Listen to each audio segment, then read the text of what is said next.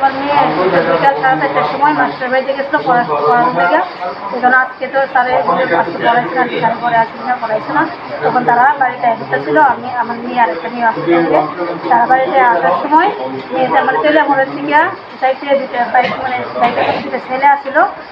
মানে একটা ছেলে বলে ওই লোকের বান্ধবীরা জিজ্ঞাসা করতেছিল যে তোমরা এই সুদী সরকারি বাড়ি ছিল জিজ্ঞাসা ছিল বাইকের মধ্যে থাকতো।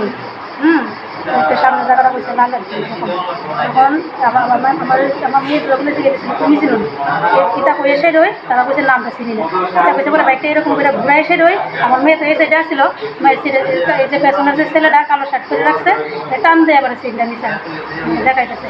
এবারে সঙ্গে সঙ্গেই মানে সামনে দিয়ে একটা মানে সামনে একটা অটোওয়ালা দেখছে নাইটা মানে ট্রাই করে দিচ্ছে অটো চালাক তাহলে ঠিক আছে তোমার চিন্তা নিয়ে এখন টান্দা নিচে নিতে থাকা যায়। এবারে লগে লগে আরেকটা বাইক উল্লারে বলে পাঠাইছে পেছনে তো মানে স্পিডে বাইকটা টান দিয়েছে টান দিয়ে স্পিডে আবার তুললাম ওর দিকে আইতেছে। আমি এরকম আপনারা চিনতে পারছেন না কারণে?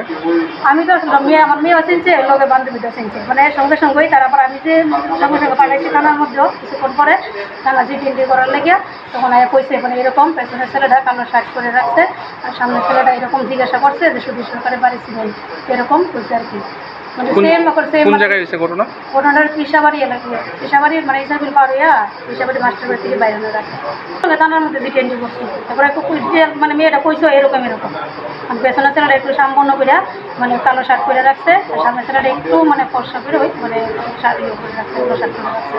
দুজনের চেহারা একদম কষ্ট দেখছে কারণ বিকেলবেলা তো কয়টা হইব সময়? বাড়ি থেকে তো 4:30টার থেকে গেছে 4:30 থেকে 5:30টার ভিতরে ঘটনা এরকম ঘটনা হচ্ছে। আমার তো সঙ্গে সঙ্গে এদিকে লুকো ফোন করছে সঙ্গে সঙ্গে গেছি মানে একটা ভয়ানক ধরে গেছে কিন্তু অটো ড্রাইভার একটু কথা কনে মানে একটু সাহস পাইছে আর কি।